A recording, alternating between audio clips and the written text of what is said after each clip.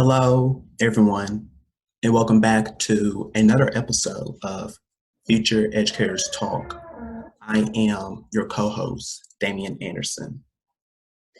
And I'm Andrew Fred. As you can see, uh, our co-host KJ Johnson is not here with us on today, but don't you worry, he will be here later down this episode. So, um, first and foremost, let's get something out of the way first.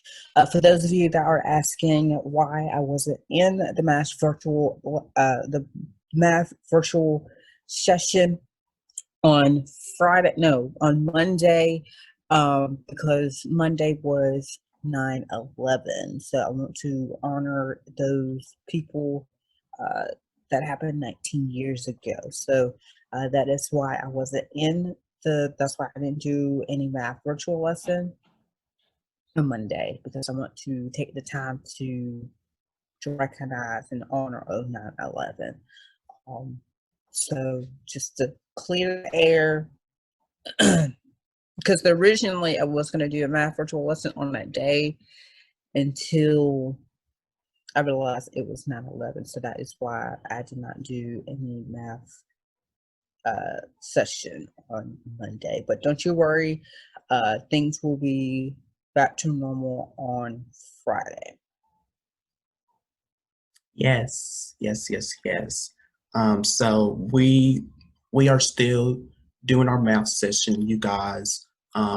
We are trying to help students all over the world who are struggling with math because it can be a little tricky to bump up their math scores this school year. And of course, we are future math teachers, so this give us, a little start ahead into our career that we will possibly be doing into the future. So if you have a student out there that is struggling with math, or if they know either one of their friends or whoever, please join our math sessions. They are every Monday and Friday at 6 p.m. Central, 7 p.m. Eastern. Right here on Zoom, we have a official Zoom link for every session, which is up now on our Instagram page. So make sure you check it out and come join us during these sessions that we are doing. Andrew, he is teaching the sixth graders because he's a future sixth grade math teacher. And then I'm teaching the eighth graders because I'm a future eighth grade math teacher. So we are doing our best to help your students out. So please join us for these math sessions. We really appreciate it. Yes, it is going to be a long 18 weeks. So you might want to hold on, because it's going to be a wild ride. So make sure you have a pencil or paper nearby, because for the next 18 weeks, some lessons is going to be boring, some lessons is going to be fun. So just prepare yourself for the next 18 weeks. Yes. So with that out of the way, and before we dive into today's topic, Andrew, how are you doing? How have you been keeping yourself safe during this pandemic that we are still in? Um, Great, I guess. I mean, um, great, I guess. Nothing. Basically, the same old from last time. Um, maintaining at 6 feet, wear a mask, wash my hands for 20 seconds. I mean, we're practically basically the same thing as last time. Nothing really has changed. So it's practically the same. Right. Um, so let's hop right in to today's topic, um, which is, and I actually did this topic back in season 2, episode 8. So you guys make sure you check that out because that is what we need right now. So this is like a part 2 of this because I wanted to hear from Andrew what are his thoughts on this. And the topic is how to build positive relationships with your students this school year. Because right now, we are still in this pandemic, you guys. It is an uncertain time that we are in. We have never been in this place before where this have infected all of us. And right now, we all need to be there for our students. This time, we always need to check up on them with their well-beings, especially during this time. So that's what we're going to be talking about, relationships this school year, because like I mentioned in that episode, and what I'm going to say again in here, building relationships with your students, it's the key. It's the absolute key of maintaining that relationship with your students. And we are going to be talking about how you can do that. So let's begin with one reason of how you can build relationships with your students this school year, which is provide structure for your students. Now, most kids, they respond positive to having structure in the classroom. Now, it also makes them feel safe and it leads to increased learning.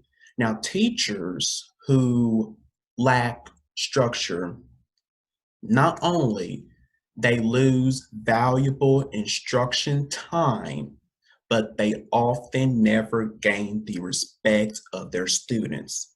This is true, you guys. Now, it is essential that teachers, they set the tone very early in their classroom by establishing clear expectations, the rules, and practicing class procedures in their classroom. Now, it is equally critical that students, they see that you follow through these boundaries, okay? So, and then finally, what I have is a structured classroom is one with minimum downtime. Now, each day it should be loaded with engaging learning activities, whatever, with little to no downtime. So, provide structure in your classroom. Andrew, what you think of this? Well, let me first say, let me go back to what you said earlier about students' well-being. We were actually talking about students' well-being later down this season. So make sure you stay tuned for that episode as well. So I think we're gonna go a deep dive into that, and from a student's perspective, because we graduated high school. We went through elementary, middle, and high school, so we all know how it feels, that well-being, that mental state. So make sure you stay tuned for that episode. um I'm gonna keep on saying this over and over and over and over. The classroom, the students does not run the classroom. Mm-mm. You do. Okay. And I'm gonna keep on saying this every time this about building relationships and all that. I'm gonna keep on saying it because it's very clear that you are the one that is teaching the classroom. You are the one that is uh, doing activities, make sure everything is right, make sure everything expectation is right. Um, you know, you coming to work every single day, every morning, you know, saying good morning to those students, saying, have a nice day, stuff like that. It's one of the ways to provide structure. You got to have that structure in the classroom because otherwise, you will not gain that respect. Mm-hmm. You got to have that respect. Because I've seen where students are like on top of their teachers. Like it's ridiculous. Like they have no manners, no respect at all. And it's just ridiculous. Are you wondering why uh those students does not like you? You wonder why? Because they don't gain any respect. They don't. They will walk all over you. Okay. That's true. That is absolutely true, and I have experienced this when I was a senior in high school. Um, this teacher and several students, they just no respect for the teacher. Absolutely no respect for the teacher. They are getting away with anything because they don't respect that teacher, and there's no relationship between that student and that teacher. You see, guys, that is an example right there. If you don't maintain that relationship with your students, then they're going to do whatever that they can to get on your nerves Mm-hmm. all year long. They They will. will. Mm-hmm. And they will push that button. Yes. And you wondering why teachers are leaving. You wondering why. So, Yep, you know, absolutely. it, Um, it's got to have that respect. RS or RESPECT. Okay. Keep that in mind. Um, keep that in mind. All right. Um, so yeah, um I guess we're gonna take turns here, so I guess it's my turn to yeah, say. yeah, Um, because I wanted to, yeah, like what are your reasons of how teachers they should build relationships with their students? So yeah, uh, yeah, I believe we are reading the same article as well. So this might be, okay, you can follow along if you want. Teach with enthusiasm and passion. Okay, yes, students will respond positively when a teacher is enthusiastic and passionate about the content she is teaching. Okay, I'm gonna just stop right there. yeah, If you're not yes, passionate about of what you're doing, if you're not passionate of what you're teaching, then why are you here? Point blank, period. exactly. Okay. If you're not enthusiastic or if you're not passionate about something, why are you even here? Okay. Math is my favorite subject. I love math. Okay. That's what I'm passionate about. I love math. Don't get me wrong. I love math. But if I were teaching English, oh, buddy, that's a no for me because I'm not passionate about it. I'm not enthusiastic about it. So for me to say, oh, I want to be a sixth grade English teacher, no bueno. Okay. That ain't for me because I'm not passionate about English. Okay. I'm passionate about math. Okay. Social studies, history, I'm here for it. But English, no. Okay. Excitement, smiling, have a smile on your face is contagious. Just look at that. Damian is already smiling. I told you. See, exactly. Excitement. Smiling is contagious.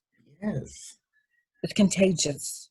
You can't, there's no, okay, if you see this person smile, smile back. Like Damian's doing now. Yeah. Smiling right now. It's contagious. Okay. When a teacher introduces new content enthusiastic, students will buy in. They'll get interested. They're like, oh, word? We're learning about this today? We're learning about graphing today? Hmm. Are we learning about the distant formula today? You know, Yep. okay. They would get they would get just excited as the teacher. Yeah. Huh? And then it will translate into increased learning. Okay. Urbanists will roll off on the students in your classroom who are passionate about the content that you are teaching. If you're not excited, I like this question right here. If you're not excited, why should your students be excited? Exactly. If you're not excited, then okay. And you're wondering why your classroom is boring. You're wondering why, half of your students is sleep in your class. You're wondering why? Because you're not excited. Okay? You're not excited. You're not passionate about it. Okay? That's true. That is, yes, that is absolutely true. And again, I have experienced this again, my senior year of high school. Then, if my classmates are watching this, they will agree with me on this. Um, our English teacher, okay, I'm gonna just say it, and I am really sorry. I really am, but she was boring. She was boring, a boring teacher. I'm sorry, I just have to say it because every time when we go into her classroom, we all know what to expect. Mhm. We go in, we don't want to do our work. We're half asleep in class. We're, Mm, we're not paying attention mm, because this teacher, now, don't get me wrong, this teacher has been teaching for so many years and now she has retired. But I just think that once before that she had retired, she could have at least her final year of teaching, like spruce it up a little bit, make it exciting. Like this is your last year. mhm. And especially for your students, that this is our last year of high school, our school year. And we want it to be, exciting, not boring. Our senior year, it should not be boring at all.